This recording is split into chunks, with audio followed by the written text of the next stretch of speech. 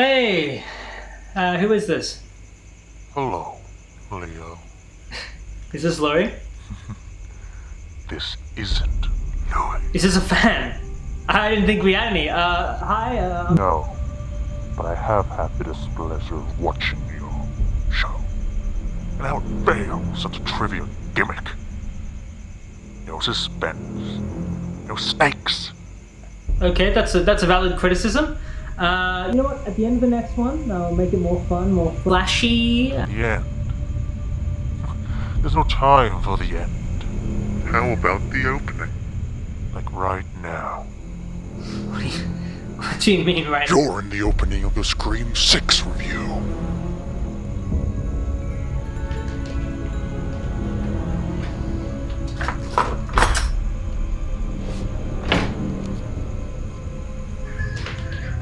So let's make it good.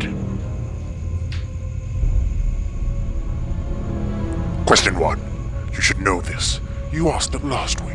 Which Harry Potter movie was M. Night Shyamalan not offered to direct? Philosopher's Stone, Prisoners of Azkaban, Goblet of Fire, or Order of the Phoenix? That's easy. It's Order of the Phoenix. Good. You're right. No wasn't even a horror question. Now for the real challenge. But how about I let your audience answer it? Because I'm not sure if you'll be needed. What?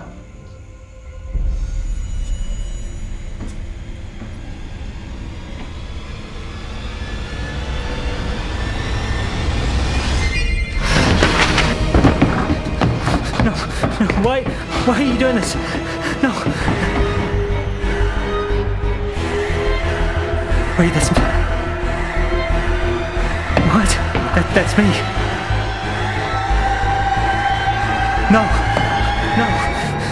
No. How's this for an opening?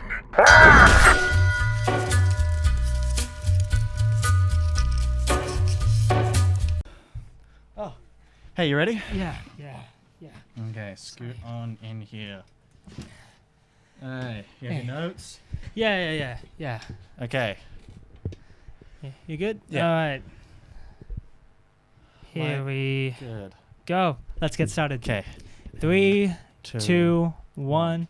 Hello! Hey! Hi! And welcome to the Horror Herald. My name is Leo, My name is Louis.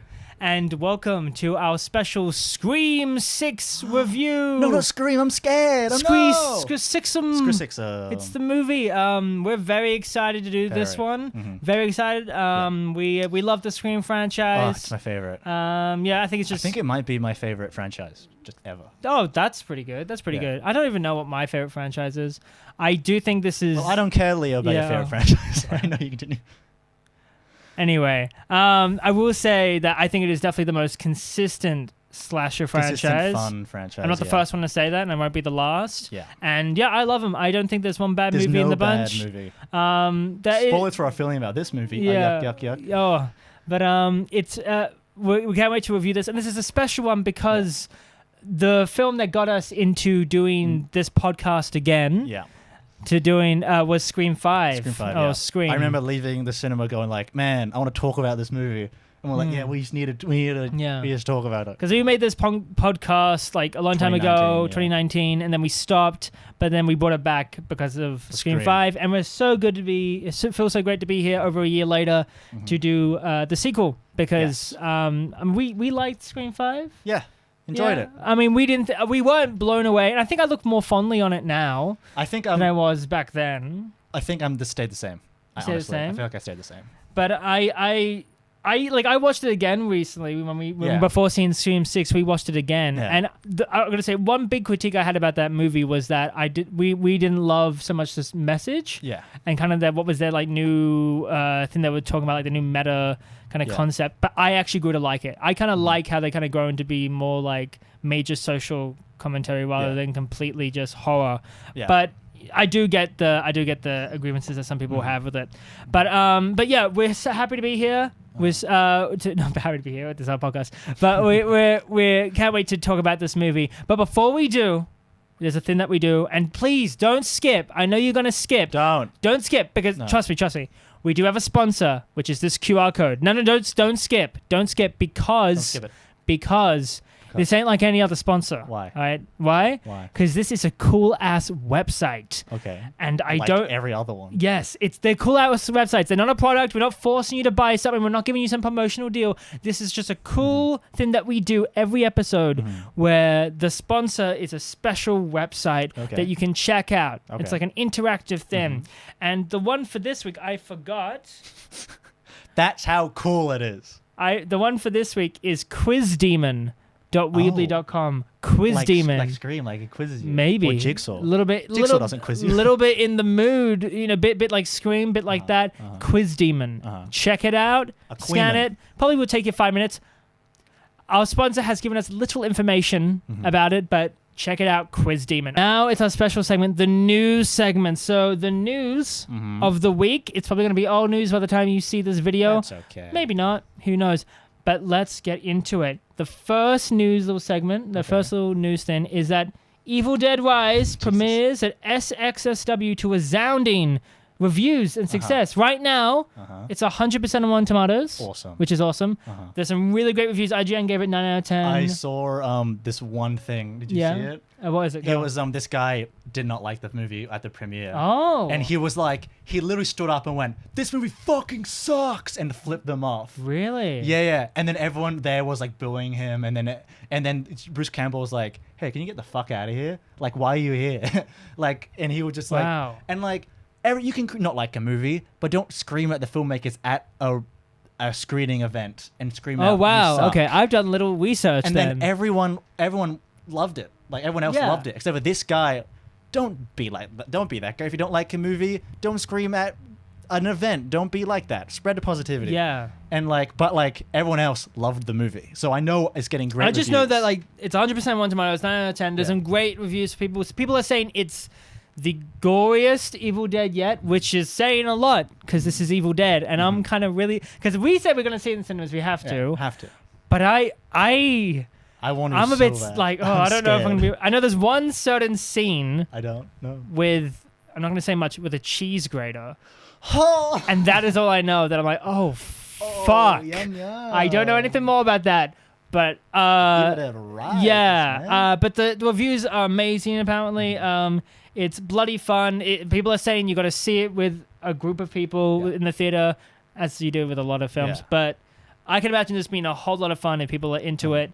But yeah, we can't wait to see it. I'm so excited. But at the same time, I'm scared because yes, I mean I love the Evil Dead films. Louis loves them, but I love the remake. And if this is anything like the remake, pants on, man, and then fucking Jack shit, and Jack walked out. Yeah, and Jack. Town.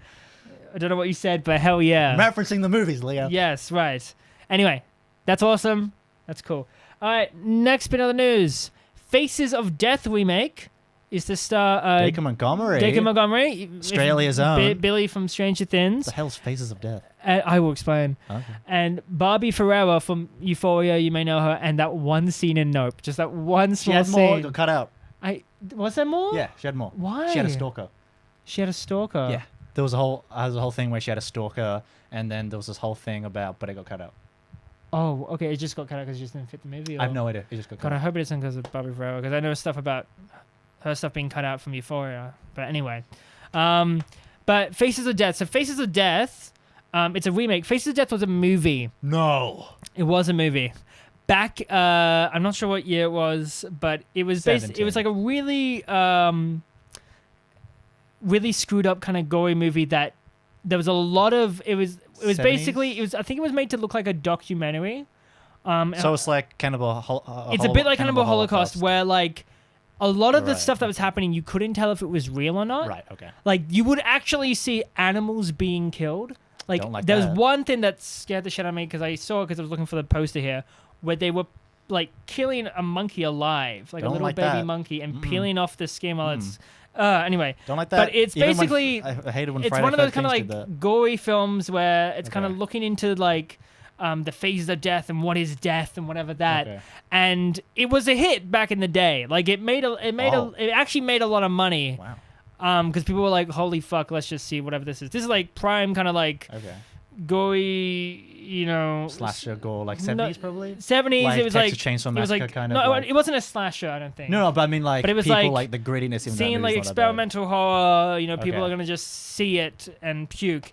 Yeah. But basically this remake is coming out, and basically what it's set around, it's a new plot that revolves around a female moderator of a YouTube-like website whose job is to weed out offensive and violent content, and who herself is recovering from a serious trauma, and then suddenly stumbles across a group that is recreating the murders from the original film, Faces of Death. Oh, so it's a requel? It's like a requel.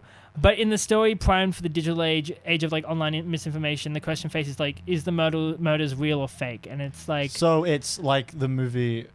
I think it's like a Okay. requel. It's like Scream. So it's like based in a universe where that movie came out. Like this one. Yeah, I think so.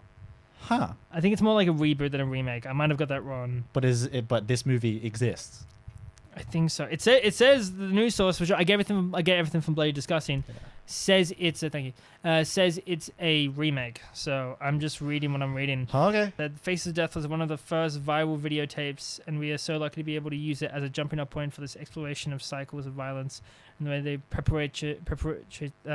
perpetuate themselves online. So I guess it must have had the original movie must have had a second life as like a tape that got handed around to some sick fucks. Huh. Because I know some stuff about the film. I was like, fuck, I'm not. I don't want to watch the original one. Anyway, that's coming out, and the reason why it's on here because it's got some big stars attached to it. So yeah, one of them a real big star. Yeah. The other one I don't know. That's fine. I mean, if you love Euphoria, you know her. All right, next one. Nicolas Cage, psychological thriller, Sympathy for the Devil, releases in July 2023. So it's like kind of like a horror psychology. He's in another horror yeah, movie that's this what I'm year? doing. It's Nicolas Cage. I saw the trailer for Renfield. Looks awesome. The one where he's Dracula. Yeah, that movie looks awesome. Yeah, but basically, yeah, it's a psychological thriller. Where Is that the guy from Suicide Squad? Yeah, I think so. It's I forgot the character's name. the Rick Suicide or Squad. something, like that, or Yeah, Rick Flag. So yeah, basically, it's reported to release in July 2023. It's a psychological thriller, and it's basically the film kind of follows the driver. There's a character called the driver who finds himself in a high-stakes game of cat and mouse after being forced to drive a mysterious man, the passenger. As the white-knuckle ride progresses, it becomes clear that not everything is as it seems. I'm not sure what that's going to mean. It might become kind of horror. It might be... I think it's like a big film that's centered around two characters. Okay. And that's kind of cool. I mean, I've seen other films like that before. I'm but getting this like is... Creeper vibes for some reason. Creeper? Yeah. Creep. No. Creep. Creeper? No, Creeper. Oh, man. Creeper. Oh, man. But yeah, it's cool. And it's... I don't know how much of it is actually horror, but I found on a horror news website. It's Nicolas Cage. Sympathy for Devil. He's probably going to be the devil, Nicolas Cage. God, he likes playing... Look at him. I mean, look at him. He's red, got red hair. Little boy. Yeah. Yeah. That's cool. It seems like it's going to be a cool, artsy, horror Nicolas Cage film. Right. You can't beat it. All right, and I think that concludes our new segments. And now... that is awesome. Yes. Now it's time for our special review of Scream 6. Scram. Scrum-sixum. Scrum-sixum. Scrum-vum. Scrum-v. Scrum-me. Scrum-vi. Scrum-va. Anyway. Ooh-ah. Ooh-ah. Anyway. Ooh-ah. Ooh-ah. Anyway, next, we're gonna switch our angles. 3, 2, 1. Ah. Whoa! Whoa! Out new angles. New angles. New Why angles. do we point this out every time? Hello. Hi. Hello. Welcome to the new angle. So yes, now for our Scream 6 review while you're here. The reason why you're here. Not while you're here. Thank you so much for being here. So all right. So what we always do is we start with the not with the positives. With our overall general thoughts. General thoughts. General thoughts. And then we get into General the positives Kenobi. and negatives. I love that. So, Louis Sebastian, what did you think of the film? Just general thoughts. Oh, thanks, man. When we first saw it, I was like, I didn't love it. I was disappointed about some of the elements of the film, some of the motivations of the killers.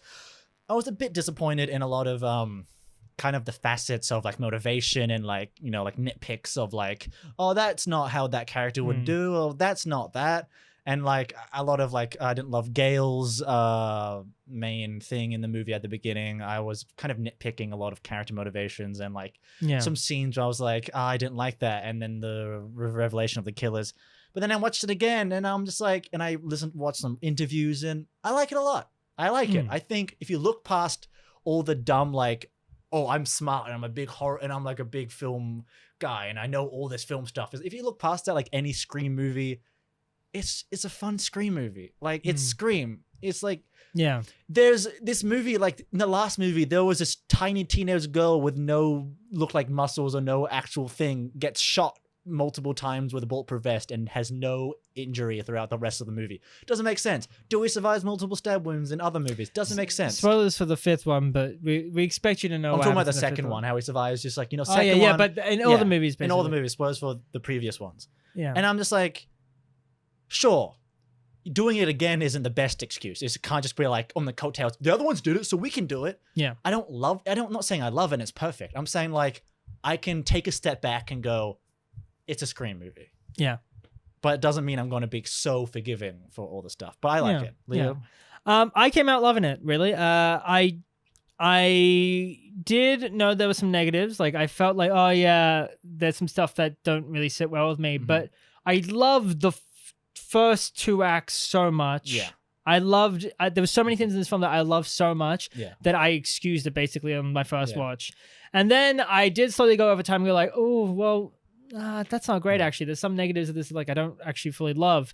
But I still enjoyed this movie. Like, and there's some stuff that are disappointing. Yeah. But you go in with expectations. You go like, oh, I want this person to be the killer. And we'll talk about that. Because you only watched it once. I watched it again. And I kind of like let go of the expectations and kind of just let it happen to me. And I was like, that's fine. There are some proper problems with this film, I will say. Problems. And we'll get to it. Yeah. But I did overall have a good time with this. I had a lot of fun. And I enjoyed it the first time I watched it. I think I like it better than the previous one. Yeah. And well, I mean, we'll talk about it. But I don't know where would we rank it, but we'll talk about that maybe later. We might get a ranking video, but I enjoyed it, and I think it's a good, fun time with people. It's a good Scream movie, and there's some great roller stuff. Coaster of emotions. There's some great stuff that happens into it. There are some stuff that are negatives that do drag it down, but I think overall it was a fun and good time. But now we have to get to the spoiler section of You've been warned. Major spoilers. And our positives and negatives. But let's start off with the positives, baby. You go first, because you have your phone out. Do you want me to go first? Yep, sure. I think one of the biggest positives is I think that we had the best chemistry of the new characters that we've ever had. The core four. I think the gang was at their peak chemistry, and we had some great character work in this film. I think I didn't love Mindy in the last one. Oh yeah, I didn't like her. I didn't dislike her. Like I think I did dislike her. I was like, okay, she's Randy, with a bit more sass. Yeah, she had like no empathy in that movie. Yeah. But in this one, she kind of made fun of herself a lot in this one, and I enjoyed her, and I especially love Chad in this movie. Chad got solidified as like one of my new favorite characters. Like, Chad's my favorite. Chad's really great, and I liked him in the first one. Yeah.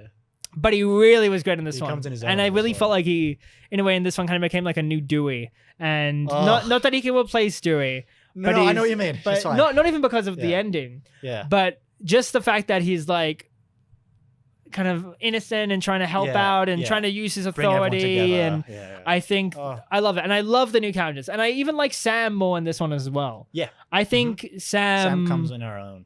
Sam, she's not suddenly turned into a perfectly great, nice person, but I think she's kind of more nuanced in this one. There's more stuff for her to do. But there was apparently a lot of hate towards her character in the previous one.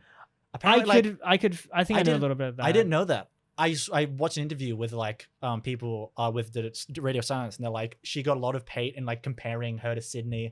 Two different characters. Way different. Sydney, the reluctant hero, her kind of likes it. Like she kind of likes the murder. Killing. Yeah, and I think that's awesome. Completely different character. You can't compare them. And this one really like she's her own thing. Yeah, she's not Sydney. You can never be Sydney. I was sold in like the last act of the last movie. I'm like, oh cool, this is a new character. I didn't love her in the first act. There was some dialogue given to her that's pretty cheesy, but that's not on the actress. That's just the writing. That's just the writing. But I really felt like she was great in this one. And there's some other positives about it that I'll get into a later positive. But I really think that at its core, the core four was well established, and I was like, great, these are characters I want to follow. And so also Jenna Ortega was really good as well. Generally, Jenna Mungugu has a great arc. I honestly think that she has like she's in her own. She isn't like, oh, that famous person from Wednesday. She's like, no, Jonga Mungugu has a great arc, and I feel like she honestly gets through this. Tara, I really think that I really understand, like, you don't want 3 days of your life to be controlled by, like, you control your whole life. And I really understand how, like, she wants to take risks. She wants to, like, kind of forget what happened to her. And I really like her character. I feel like she got definitely more to do than in the previous movie. She was just in a chair going, oh, my hand, oh, boo-hoo, I'm a crying little baby. Tara... Well, would be like my favorite character of the last movie because like she went through all this stuff and she was like holding her own and she was cool. And this movie, I agree with you. I think it's kind of natural for her to take more risks and do more stuff. And I do think, and because we're on the topic, I do think because we're talking about character chemistry, the relationship between Tara and Sam, I think was great. And for a narrative purpose, worked well. And it wasn't, perfect, but it was good. I like how they like. There was a conflict at the beginning, and then as soon as Ghostface happened, they had a small argument, and then she was like, hey, you're going through this way more than I am. Like, you are being called a killer. And Tara's like, hey, like, forget all our bullshit that we had before. Like, this is real now. Yeah. And it's just like, oh, shit. Like, we still got little things to deal with. We still got the separation anxiety to deal with.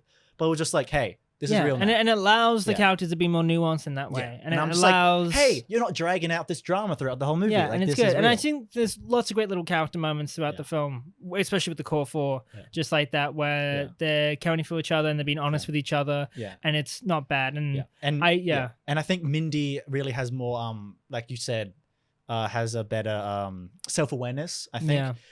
I do kind of think I have a bit of negatives about her character, but I feel like altogether she is definitely an improvement from the previous one. Everyone is an improvement. Yeah, definitely. Do you have another positive? Yeah, my next positive is set pieces. Yeah, definitely. That was gonna be my next positive as well. Yeah, your first positive was my first positive. So set pieces. The previous movie, it was very much like we've seen this before. We've seen the very similar like house. Got the house. You got the beginning opening scene. This movie is like first scene.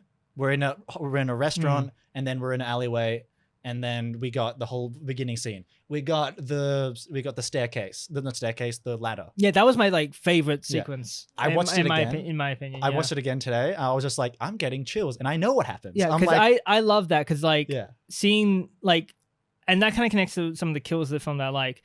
I loved how I get it. It's such a risky thing. I think the ladder would fall over easily, but it really shows that they're using the environment of New York really well. They're using brain smarts, they're using just the film is how let's use New York as a setting. Let's do some cool stuff that's distinctively that would happen in a city like that. And with the apartments and the ladder, I love that sequence, and I especially love Ghostface just playing around with the ladder, shaking it, and a lot of New York stuff was going to be my negative. I was like, not enough New York, but I was like, bro, New York is expensive to film, and they didn't film a lot in New York.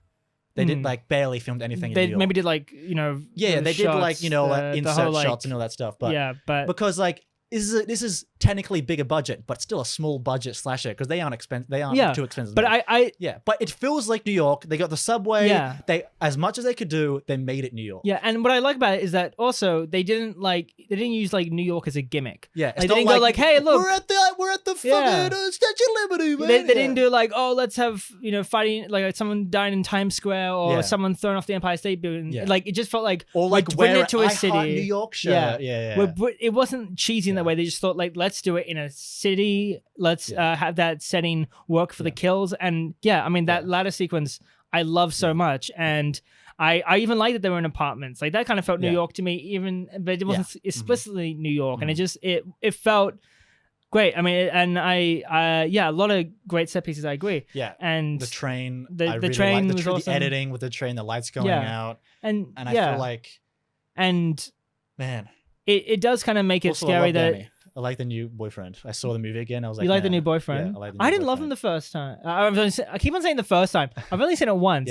But I really didn't love him. I watched him and I was just like, man, he's you know what? You don't want me there? I respect No, he seems like a cool guy. I respect that. He seems like a cool guy, but he didn't really do much, but I like him. But Yeah, but I just thought the setting was cool. Yeah, I love when he sees Ghostface around the corner. Yeah. And he's like, "Hey, I see you." Anyway, you're a New Yorker. Anyway, but I'm just saying that. Yeah, I agree with you. I think the setting was awesome, and the set pieces were great. Like the train, the convenience store was awesome. Because that was tense. You know, like hiding behind like in the aisles and with glass. Jurassic Park. Yeah. It was great, and it was you got to suspend your disbelief a little bit. Like would there'll be lots of people with their phones filming? Like how could they all ran out? Yeah, I know, but like for the sake of it being just a fun slasher movie, but that's also, fine. It's New York, but even no one cares. Yeah, and even then, like it, I didn't really question it at all. But looking back to like, oh, okay, but it's still awesome. They use things need to happen. Yeah, you know? I think that so I agree. I think they used the environment well, and the set pieces were awesome. Hey, yo, it's your turn. I'm gonna on the topic of set pieces, I'm just gonna extend a little bit. I liked the Gale scene, you know, when Gale was in the apartment with the phone. I think yes, there might have been some dumb things that like why would she leave the closet and why would she just fire at the door? But no, you should fire at the door. Yeah, I mean you fire the door, but like sorry, you can fire the door, but why would you like stay in a perfectly safe closet? Why wouldn't you stay there? Well, you're trapped. Like, why would you? I don't know. I know, but like, I still enjoyed it. I thought it was a tense scene where like they both were going at each other well. Like, it didn't feel like Gail was like, "Oh my god, I'm on the ground." Like, they both were smart. Gail was smart. She knew what she was doing. I think it was just a really great action moment, and I felt tense. Like, I mean, we were expecting Gail to die. Like, she doesn't, but it's fine. Yeah, I mean, she doesn't, but like, and even if she did, then that would have been okay because that was an awesome scene. First time Gail ever got a phone call. Yeah, and cool. But it's cool. I just love it. It was a really great tense scene. Ghostface was menacing it, like jumping up and cleaning the knife. Jumping over the couch and not tripping over it like he does in every other movie. And I just think, that scene was cool. And I just think that on the topic of set pieces, that was a scene that stood out to me, and that might have been one of my favorites, if not my favorite of the movie. Yeah, I think really tense. Yeah, really, and I think Gail was awesome in it. That's what makes up for my negative at the beginning of Gail. Of just like you know, like I have a negative at the beginning, but I'm like, this scene made me go like, oh shit, Gail, respect. Yeah. Do you want me to do another one, or do you want to? You do another one. Okay, okay. So I really liked. I can't remember. I brought down a thing about like I like the score, but I don't remember much about the score now thinking about it. Maybe it's. I like the Dewey theme. The use of like bringing back old themes and stuff like that and meshing it in, I think was good. Actually, I didn't even think about that. The use of Legacy is better in this movie than the previous one, I think. Okay, yeah. Because the previous one is like, she's in, Never's in it, you know, Courtney Cox is in it. This one feels like Gail feels like she needs to be there. And like FBI agent Kirby, she actually does some stuff. You know, like, and like the music and like, the whole idea of it, I'm like, Legacy makes sense in this movie because it's got all the killers and like, you know. Yeah, and on that topic, I really didn't feel like I needed Sydney at all in this movie. Yeah. Like, I know that, I mean, we both agree that like Sydney is like our favorite final girl, but to be honest with you, I did not need her. And this movie, I think, benefited without her really. And I feel like at first we're like, why isn't Sydney in this movie? Yeah. But I'm actually totally fine with it. There was not one moment in this film I was like, damn, I want Sydney. Yeah. And I feel like that's a testament to these new characters is that they are good enough to lead this movie where I don't need Sydney to keep us on track. And I'm fine with it. And I'm even good with the next one not even having Sydney. Sydney had her ending.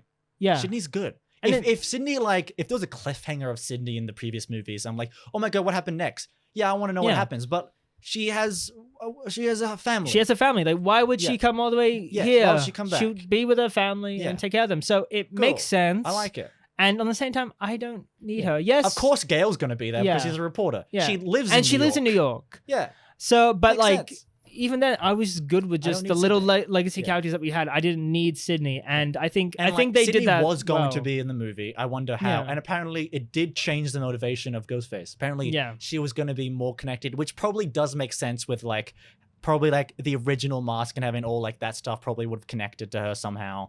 I don't know. We have no idea because she left pretty early on.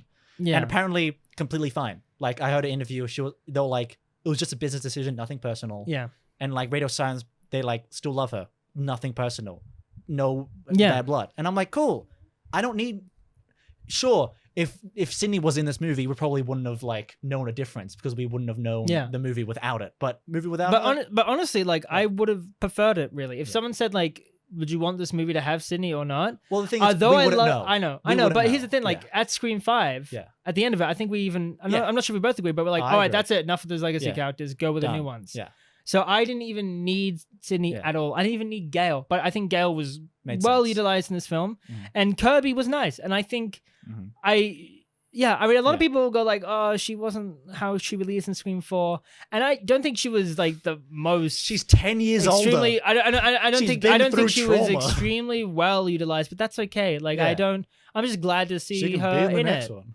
It's not And, about her, yeah. you know? But I think so. Yeah, I think the legacy characters, were well utilized, and I didn't even need Sydney. And I think that's a big positive of this film is that Sydney. you didn't really need your main character because the She's new had her characters are good enough. I mean, Sam's awesome, and Jenna Ortega is fantastic, and I really feel like Jenna Ortega really sets up as a main character. Yeah, and because the first movie she wasn't really as main, but now she's main. Yeah, and they both feel like and I like the new characters now. Yeah. So that's awesome. What's another positive that you have? I think I've like gone through all my written down positives. I can do some more, and we can just talk about it. I think. I think a thing that when you talk about is the opening. I liked it. Oh yeah. I like the opening. Sigourney Weaver. Not Sigourney Weaver. Sigourney Weaver. No. I don't know her name. The daughter of Hugo the daughter of Weaving's Hugo son. Weaving. The daughter of Daughter of Hugo Hugo Weaving. Weaving. Samantha Weaving. Samantha Weaving. I'm pretty sure. Carpenter? No. Maybe. Fuck. I don't remember. I'll I'm look it up. getting You go. confused You now. go. You go. But yeah, I think that was a cool opening. If you don't know what happened in that opening, basically what happened is that like we start off with the main lady from Ready or Not. What's her name? I don't know. You Stop asking me. search it up. You're on your phone. What is it? Holly Weaving? Holly Weaving? Maybe. Nope. No. Okay. Anyway, basically, we start off with the character that was an actress that we know from Radio Not that has even worked with Radio Silence. I don't know her name now. Louis getting it, but yeah, we start off and it's like we knew right from the start. I knew right from the start she was gonna die. Like it's obvious. She's the opening kill. I was like, damn. Samara Weaving. That's her name. And it was a cool kind of opening where she's looking for a Tinder date and stuff doesn't go well, and she like gets brought into like the alley because she's trying to find her date, and she gets killed by Ghostface. But it's really cool how the Ghostface takes off his mask, and then it's Flash from Spider-Man. It's Flash from Spider-Man, and we're like, oh, this is new. Yeah. This is new, and no one notices because it's New York, and he even interacts with Jenna Ortega, and it's cool. And we're like, oh wow, are we gonna know the new Ghostface? And then of course he they don't gets commit to killed. it, but it's still a cool. And it's like a cool, like hot and cold game that's played. And I love who cares about movies. And then title card. And and that really set up like, damn, this Ghostface seems cool. Yeah. This Ghostface. Yeah. And we'll get to the negatives. But I was like, this seems like he's a really important Ghostface. And but, like it's cool. And anyway, like would be cool and strong and shit. But we'll get to that. Maybe even purple. We'll get to that. Final Freddy. Maybe he smokes weed. I don't know. Shaggy. I don't know. Maybe like shagging people. I don't know. I don't know. Groovy. Maybe he's Groovy Baby. But that doesn't make sense. Anyway, he's it was cool. Yeah. And it was a cool opening. Yeah. And maybe Scream 7 will know the killers. Yeah. Yeah. And I don't know. I mean, that's the severity. I don't know how much more they can, but it was a decent opening. I wouldn't say it's my favorite, but it was a good opening, and it got us into the film quite well. And like I was shocked. I was like, what's happening? Like it made me go like monkey brain. Go, what's happening? This is not how a movie goes. Yeah. Do you want to keep on naming them because you said you kind of done? Shit, I forgot to look. Okay, I like the themes of this movie. I like the bigger societal themes. Yeah. This trilogy, not trilogy. I mean, there's gonna have to be a seventh one, but this new line of film seemed to be taking on more societal themes. Yeah. Like rather than societal commentary, rather than simple just movie. Yeah. They did the requel thing, but they seem to be looking at broader kind of ideas like of fandom and of people and of society. And this one kind of was like looking at this. I mean, this is a real thing. People who there's like groups of people who will hear one thing and believe it. Yeah, like so like the whole thing that people thought that Sympathizers. Sam Sam, killed Richie and even though like doesn't make sense at all. I know, but people know that like no, I'm saying this as and people know that she's the daughter of Billy, and there's stuff like that, and there's a whole it's all gone real. around, and the fact that some people will believe it, and some people will even just look at Sam weirdly, even if we know it's not true, because there's there's so many cases out there that people may not be guilty, but people feel uncomfortable about them just because they were part of that case or whatever, or just because they were accused, and it's a real societal thing, and it adds a more kind of depth to Sam's character, which is really great. But I think it's a cool big societal theme. Apparently, like that was actually thought about with the reaction to her being like not like a negative reaction towards Sam, and everyone getting up going like, "You're not Sydney" and all that stuff. Apparently, the scene where they're all like, "Hey, we support you. We know what you're going through." Like, and like apparently a lot of that was based in real of her experience. Like apparently like the writers like kind of because it came right after the writing was right after the fifth one, so they were like, "Shit, this reaction, like, let's use it as like a motivation for her character to like try to prove something." And like a lot of that was actually like everyone going like theories online and like group hate and all that stuff was used of real. That's a shame, but I think she's shown herself in this one. People can't hate on this one. This was great. Yeah. But I like those kind of broader themes because they didn't have something too strong. Like I don't know, like they kind of went back, when there was the scene where Mindy's talking to everybody like, okay, it's a sequel to the requel, so anything can happen. Even main characters can die. Even one of us can be the killer. That wasn't very strong. No, she said we can't be the killer, and Quinn was like, no, I think you can. I think really. No, yeah, I watched it again. Okay. Oh yeah. No, yeah. She was like, no. We are the core four, like, no, we're good. We're good. And they're like, no, you guys could have like broken from the like snapped. And they're like, Did she say something about like at least like legacy characters? They said legacy characters are disposable. They said like anyway, but I just feel like that kind of aspect wasn't as strong. But we'll get to that. I mean, we can just say that now. Yeah. But like, I feel like we can get into negatives. But basically the wider societal theme was interesting. Okay, cool. Right before we go, I just want to see if there's anything else I want to say. Thought Ghostface was cool. Oh yeah, I think I love everything about this movie, except for the killers. Yeah, but just like the scenes with Ghostface before the reveal was great. Yeah. All right, let's go to our negatives, our cons. Yes. So you want to start us off with one? Well, we should start talking about the whole gimmicks of this movie. I feel like the gimmick was like, where do you go at this point? Like, what do you like? I feel like there's no more like movie gimmicks you can really do that are as strong as sequels, trilogy, requel. There's no like next step. So they go towards more real stuff, like actual online theories and like toxic fan bases. But like them going like, it's a franchise now, which means different rules, but the rules are pretty much the same as they were before, but just like now beheadings and bigger budget. Like, doesn't really feel like the rules are too different and the rules don't really go into the movie at all. I feel like we need the scene where she does the thing, she does the speaky and go like, everyone's a suspect, and them to go, I think it's just to make Quinn go like, you guys could be the killers, and then to plant that seed. And that kind of goes towards Mindy, like Mindy better in this movie, but with her theories. Yeah. That was weird. With her theories, she's like, she doesn't do anything practical with them. She just says the theory, and then that's it. She doesn't do anything to like really support the theory or do anything practical with them. She just goes like, imagine if I'm just like, you killed someone. Anyway, do you want to go out after, bro? Like, it's kind of like she doesn't really like actually do anything with her theories. Yeah. She just has them.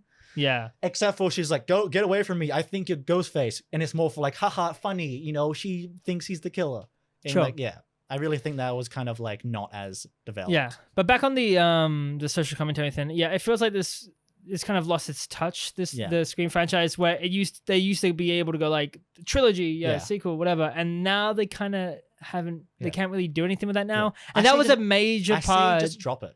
At this point. And it's kind of sad though, because that's the point of Scream. Yeah. Like the point of Scream is that we're making fun of the genre. Each film is making fun of an aspect of the horror genre. It has to be connected, or it's just another slasher movie. Yeah, or it's like something. But now it seems like, because they're now at the sixth one, and they really I mean, unless to make fun of specific number sixes in in other franchises, it does feel like, okay, we've lost steam now. It feels like we've lost kind of what was the point of Scream. But now, but that isn't a bad thing, because it's now just a good, fun slasher movie.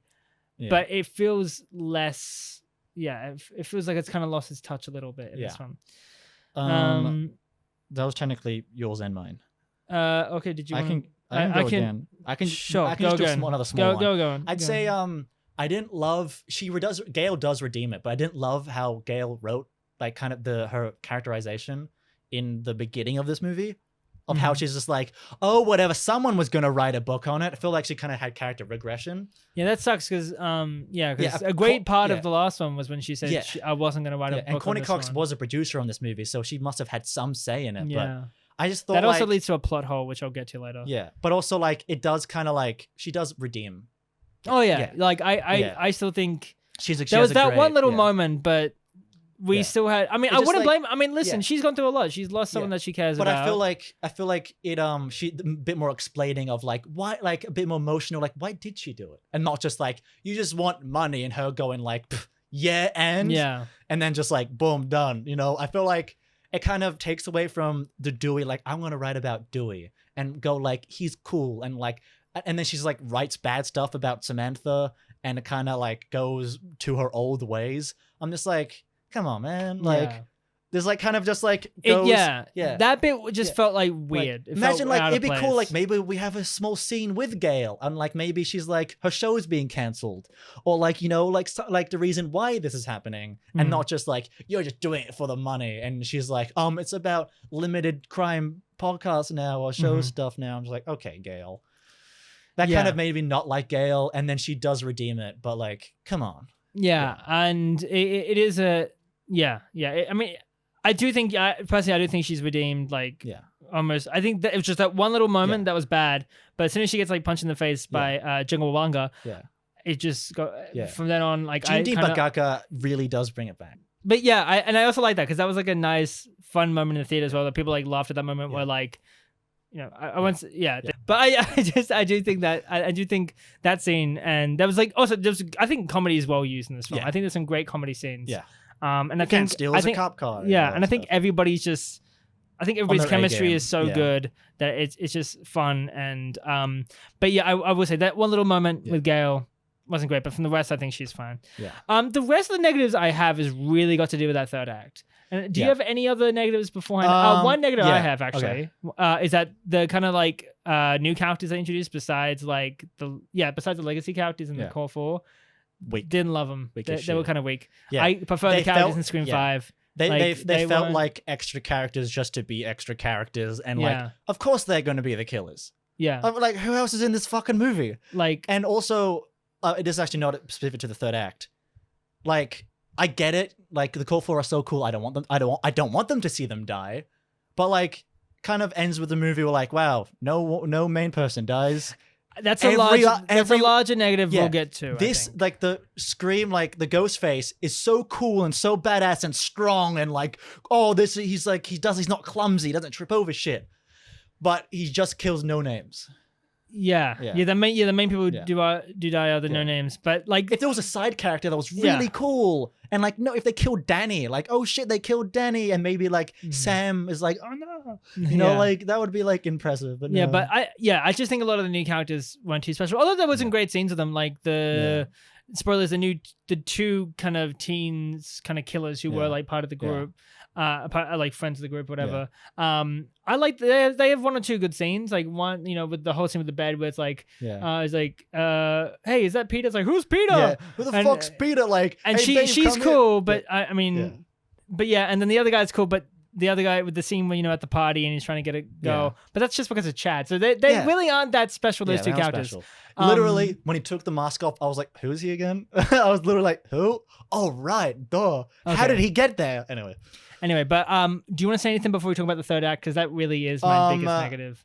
And I have lots of other ones that connect to that. I think I don't understand the motivation of the characters of the killers attacking Tara and Sam at the beginning and at the shop. What were they doing? Like, the whole thing Killing is them. to...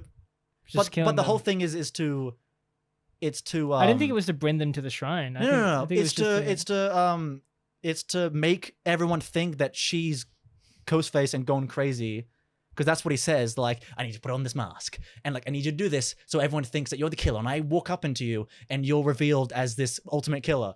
So why, first of all, try to kill them in this thing, drop the masks down, and go like and have a countdown, try to kill them with a shotgun, chase them around New York City, try to kill them.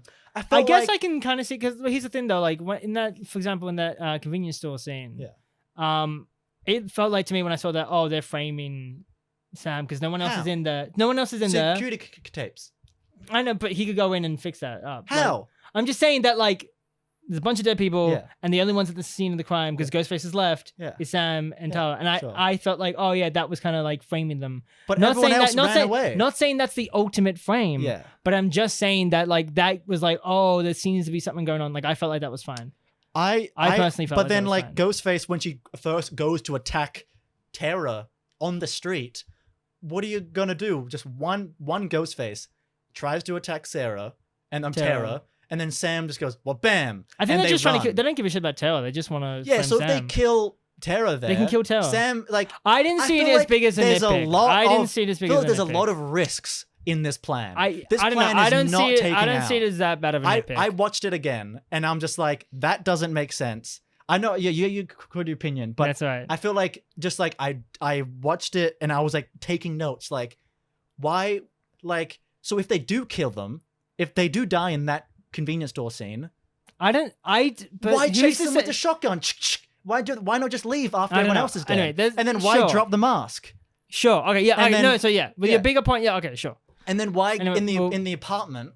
And then why like try to? There are a lot of stuff. We'll move on. But yeah, I agree with you. I agree with you. Yeah. Can we get to the third act now? The big old plan doesn't make sense. Just quickly, the whole thing with I don't feel like the killers in other scenes really reflect who they are as killers. I've watched it again. There was a lot of hints towards them being killers, but I don't feel like Quinn and the other guy, their characters really like. It didn't really feel like they were acting or lying. It just felt like they were just completely different characters from who they were as killers. It really felt like, I'm trying to get this fast. It really felt like Quinn, like when she's on the phone with Ghostface behind her, she's talking to her dad, like, but you're a cop. Like, who is she lying to in that? That was a big plot hole that I was going to bring up. What was that? So she's calling. So she's a killer. Yeah. Who's calling the killer? Yeah. While we have someone who's the killer behind her. Like that could be the guy. But who is that for though? Yeah. She's alone in the room. Yeah. Do they know that Hot Boy is watching?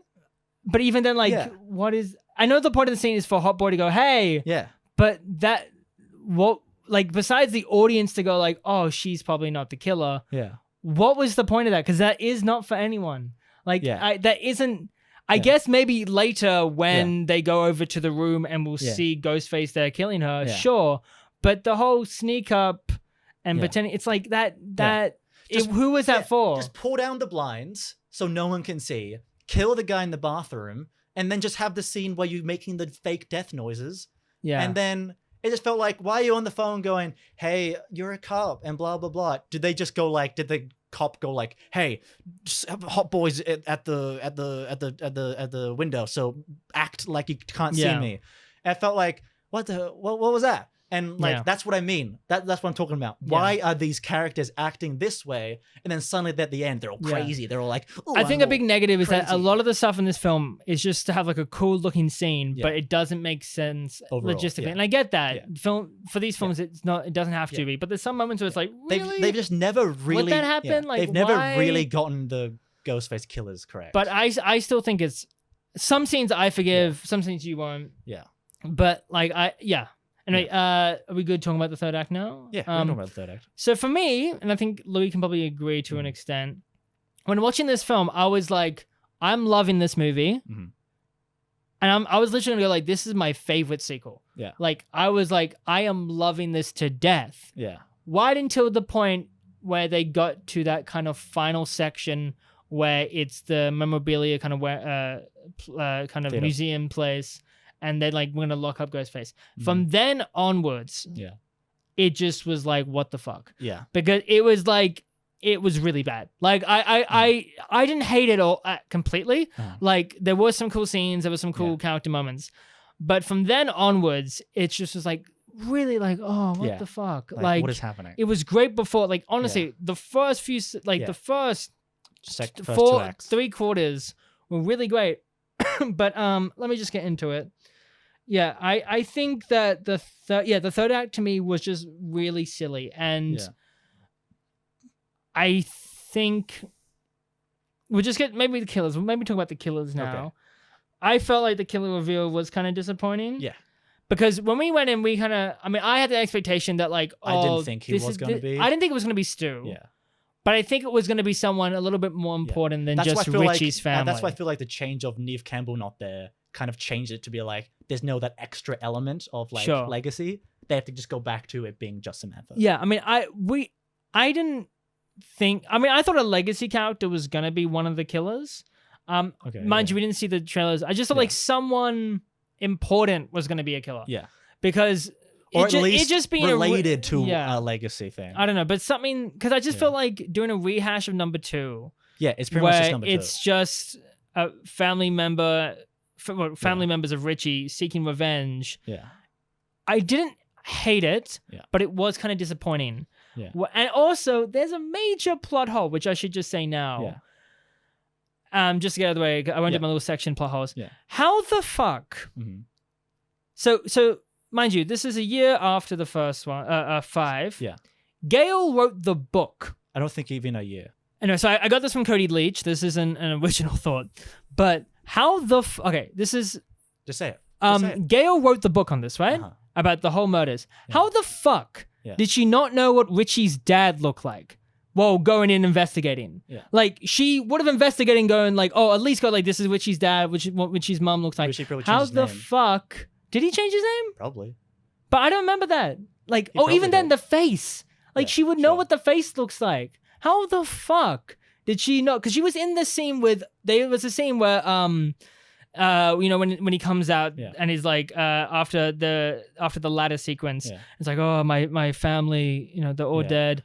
And Gale was in that scene, and he's like seeing him. How the fuck did she not go like, wait a second, you're fucking Richie's dad? Like someone who's like very much like, I've been through all this like Scream stuff. I know how to like try to. She probably has like she's used to trying to figure out who the killer is and stuff like that. How did she at least not go like? There might be reasons why, but it is a bit of a plot hole that like why like it's not said in the film why she doesn't though. I honestly think that because. This might be a plot hole, it might be explainable.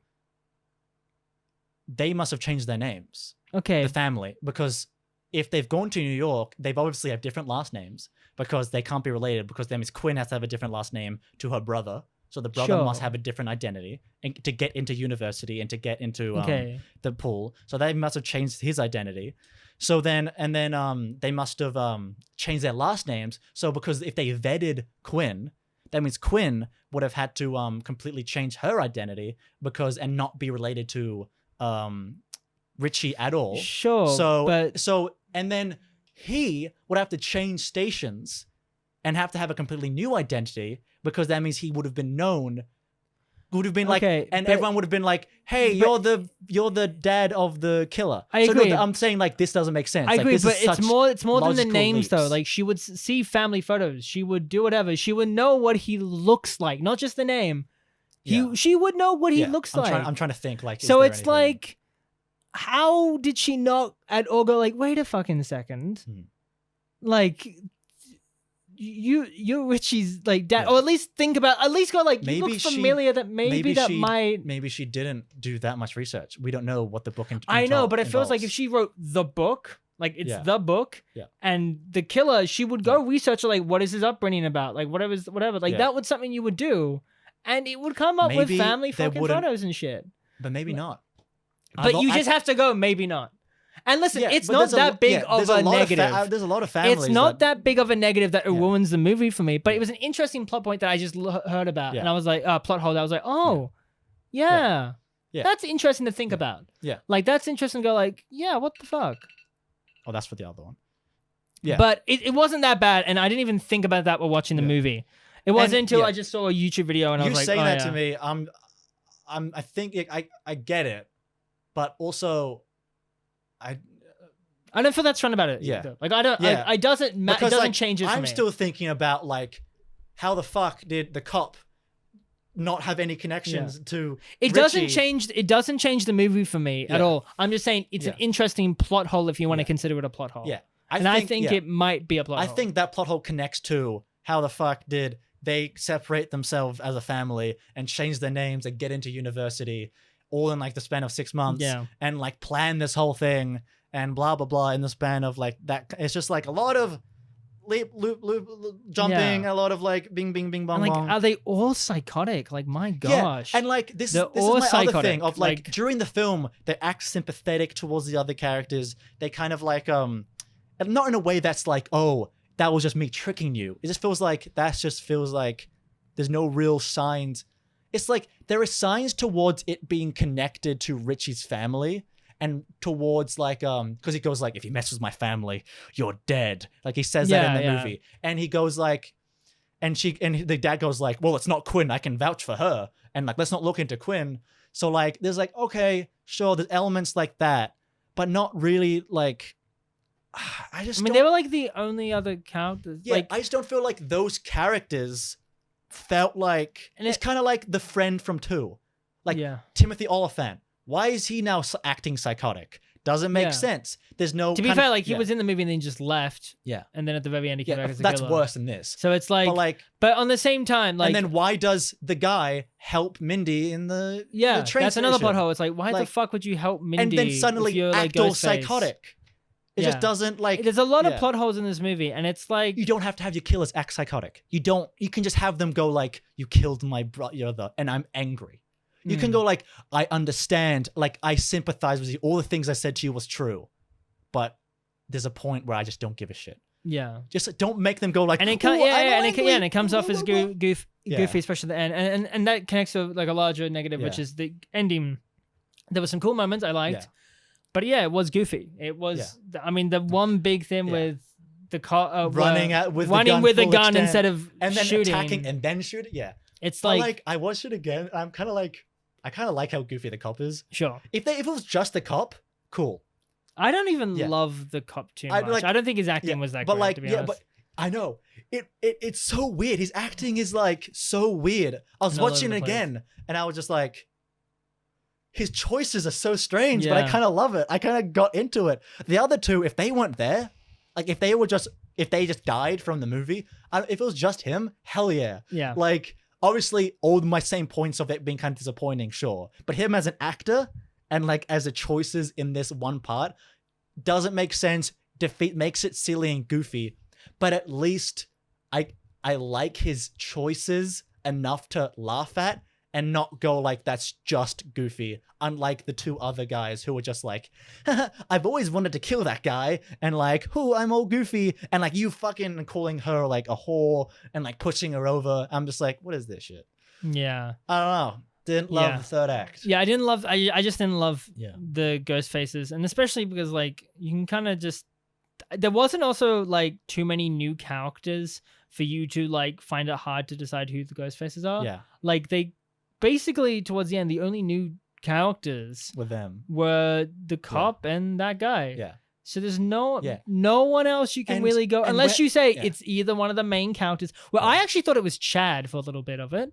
Like I thought, I literally thought that like Chad's not a little bit too nice, but there's something about him that just doesn't seem right. Yeah. And the way that he's kind of obsessing over Tara, Jenna Ortega, I kind of was like,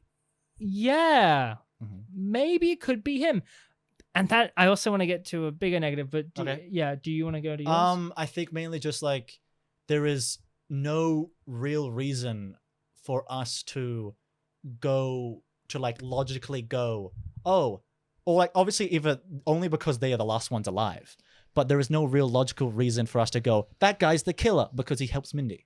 Yeah. Like there's no logical reason for us to go like him take off the mask and go, oh, I knew it. Or go like, oh shit, I should have known. It's just like, really? Okay. Yeah. You go for your point. So also a big problem that I have with this film, and I think you agree as well, is that a lot of the stakes are kind of gone when people get the stab the fuck out of them by ghost faces, ghost facers. Yeah. And just survive. Like there's so many times when people are stabbed the fuck where they're dead. Mindy should be dead. Yeah. Chad should have been fucking dead. The girl who gets stabbed, the Mindy's girlfriend, she should have died then and not when she's crawling. It went up. Fucking, Steve from the first movie just gets a slash in his stomach and he's dead. And motherfucking, it was a bit more intense with what happened to Dewey, but still, it still went the up motion. Yeah. But so many people got fucking stabbed the fuck out of them. And just don't die. Mindy doesn't die. Chad doesn't die. I mean, I'm sure Tyler's been stabbed as well. It's I don't want them to die. No. I like the core four, and but they should have died. I'm just saying the movie kind of like loses its stakes when the only kills in it is like the ones in the opening and the one in the shopping mall the shopping. Oh, actually, there's a lot of kills now that I think about it. But I'm just saying that like there wasn't really stakes. Like Gail didn't die, Chad didn't die, me didn't die, Tara didn't die, Sam didn't die. None of the boyfriends. For future movies, and it just loses. Yeah, it does lose the stakes, and it's like, why?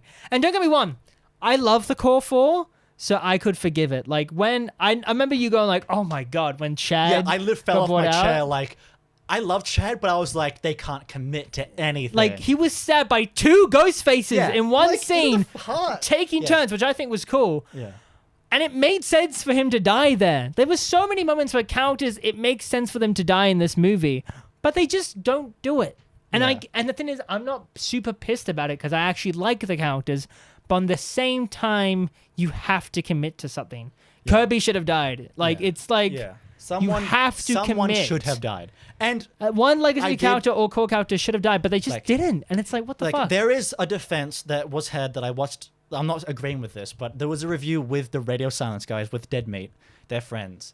And I listened to them, and they said, like, this is them trying to explain it. And they were like, hey, in these movies, you need to have the expectation of, like, oh shit, of the thrill of, like, they're gonna die. But in the end, they don't want you leaving sad. They want you leaving with hope. They want you to be this is them. I'm not saying this is my opinion. Yeah. They said they want you to leave like this world they won. Like they survived. They did it. Like they won. And apparently there was a cut where Chad only got stabbed like 2 times. Apparently they did it and it wasn't working. And apparently they added those extra things to give you that emotion of like, oh no, Chad. And when it comes out, you're like, yay, Chad.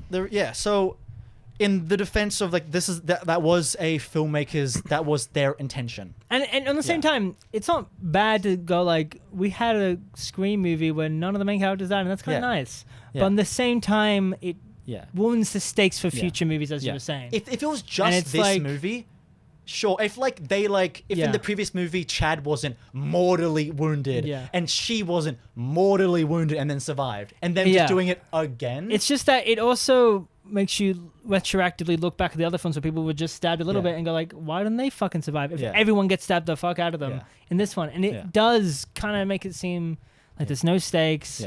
And what even constitutes it's a kill anymore? Like I can't trust it anymore. Like, I watched number 7. Like I don't know if that person died or not. It's not like are they dead? It's kind of like, I don't know. They can come back. Like if I don't know. Courtney dies in the next one, I'm not going to be like, oh my god, she's dead. I'm going to be like, are they trying to do this? Are they trying to go like, oh, these people should be dead, but they're not? Just to hint like Stu. They're like, Stu. But like Stu got a fucking TV on his head. I feel like I understand where the filmmakers are coming from, where they want a happy, good ending. But there is a limit of where are the stakes now? Yeah. I mean, you should have I liked Kirby, but at least kill Kirby or something. If Mindy dies in the next one with the similar stabs, to confirm she's dead, you're going to have someone go, she's dead. Confirm it. Otherwise, there's no stakes. It just felt weird, like, because it happened a lot in this film where it's like, the character's dead, but then suddenly dead. A guy goes like, yeah, Gail and Mindy are alive. Mindy's coming now. You know what would be really funny? What? If in the next movie, we just Chad died on the way to the hospital. Yeah, I was just about to say that. Chad's like, oh, he is dead. Yeah. They're like, oh shit, we should have killed Chad. Oh, fine. Chad died on the way to the hospital. Yeah. But it just gives you a little bit of hope for the next one to be just really dark. But it's like, fuck. I just think Listen, if I didn't love the characters as much as I did, Yeah. this would be a major negative, and I would It's like think this is such a Dewey stupid film. got stabbed fuck ton, but I love Dewey, so it doesn't matter. But it's like, at least, like, I like Mindy, but at least kill Mindy. Like, at Yeah. least kill one of the core twins. four. Yeah. Like, one of the, like, come on. Yeah. Not Django Walanga, but Yeah. just one of the core. Yeah. And Django Mafalamanmunga, I don't feel like there's a difference with her. I feel like she should have. I'm trying to look up anything else. Just quickly, I think I don't really understand the motivation to kill with the killers. I understand why they're upset, but like suddenly the whole family is kind of psychotic, and then like killers, but he's a cop. Has he always been a cop? I feel like he would have had different morals. because he's working in New York City. As no, he doesn't. Oh, he that's all fake. he worked somewhere else, and then he moved here. Okay, so when he According was to the when he story. was in the police station, what was he doing? So according to like Quinn, if Quinn's right, it's like, oh shit. She was like, yeah, he moved and transferred to the NYPD to follow me during college. He's so protective. So like, if we're following, but say he was still working in the NYPD. So like, I was just saying he would have to have credentials. Yeah. So Like, like, he would have to have. so was he always have? Did the whole family have tendencies? Are they just now just like, oh, our brother is killed, we have to kill them, and now we're all psychotic and we're all mastermind in this plan? It's kind of like, where is the jump to kill? Like, I'm like, to be angry, sure, but to then go like, everyone who is involved must die, and we're completely fine with killing innocent people, even though I'm a cop, and I'm like, cop kill innocent people all the time. Not saying they don't, but I'm saying like in this movie specifically, the kind of like, we intrinsically in movies have to trust that cops have our best interests at heart in movies. But then the jump to like, he was a cop. I assume that he doesn't love killing people. He's a cop. So then suddenly like, we kill everyone. I don't know. The whole killers, So I just think We've been that talking like, too long about the movie it, was a lot of fun, but just that third act and the reveal and everything. Not the third act, but just the final 20 minutes in that reveal was just a big letdown. And there were moments I liked, but yeah. Okay, so I don't want to say too much more. I mean, I was going to do a little thing where I talked about Stu and how like he could be back. But I think we all know, like, there's so many things hinted in it. You're like, too busy being in Five Nights at Freddy's. Yeah, I mean, there was so many moments in the movie that it did hint Stu. Like, when they were looking at the board of the different killers, there was a question mark on Just next dig to up Stu's his name. grave. And Mindy, How has no one dug up and his Mindy grave? was like, "Is he dead?" And then I kind of don't like it anymore. The discourse in the movie, like, is he dead? I'm like, shut up. Seriously, he's coming back in the next one. Focus on someone else. Stop talking about Stu. Anyway. Well, it wasn't too big in the film that I think just like the fan base is just annoying me now, and everyone's annoying me about fucking Stu. We just dig up his body. All right. Well, let's get to ranking. Our rating. Our rating. Because thank you for sticking by so much. We might have to cut this down a little bit, I think. Yeah, but it's a Scream. We have big opinions about movies. But okay, it's our podcast. Fuck you. Yeah. But basically, I'm going to tell you the little bit of the rating that we... Quickly. The ratings, what we do. So at the very bottom, we have a rating system. Yeah. At the very bottom, we have shit show. It's awful. Bad film. No redeemable qualities. Don't love it. It's horrible.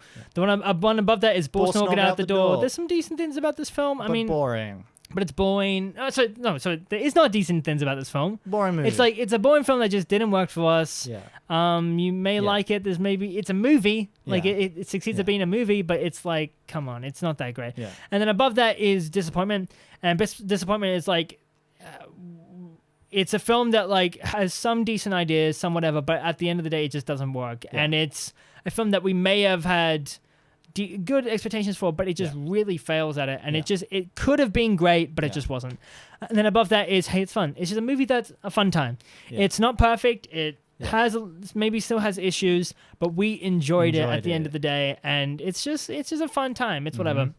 Then it's and then above that it's Fantastically Splendid. This is just a great movie. Great movie. It's a really there might be really small holes, but overall well done. There may be a few little issues, but the positives outweigh the negatives tenfold. It's a lot of fun. It's great. It's well worth the see. It's fantastic. You should check it out.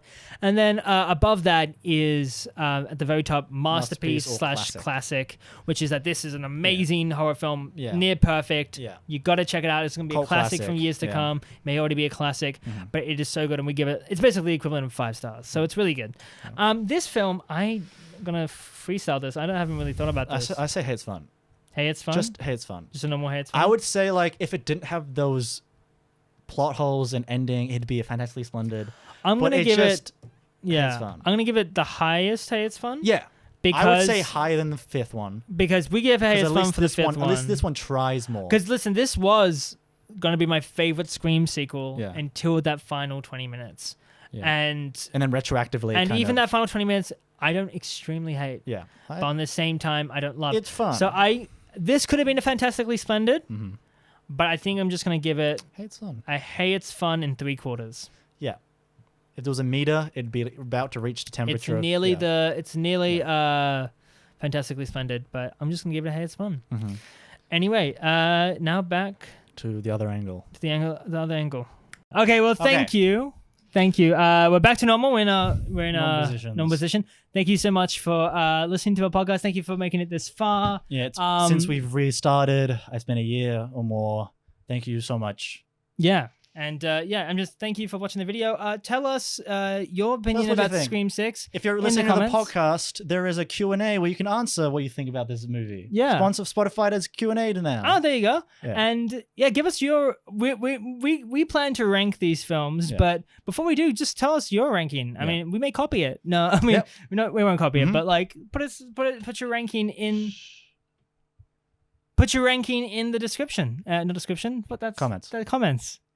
I write the description. You write the description, and also make sure to check out our sponsored website. It's gonna be hopefully it's gonna be fun for you to enjoy, and it's probably gonna be really interactive. But yeah, that's us, and we'll see you in the next video. And goodbye. Which will probably be Evil Dead Rise.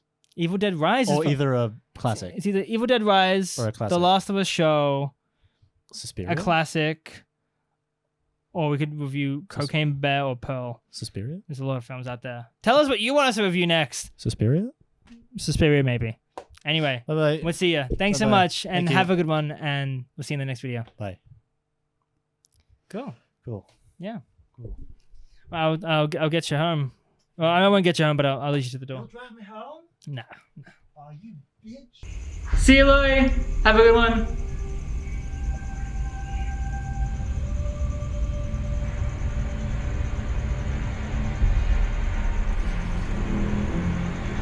Wait, what?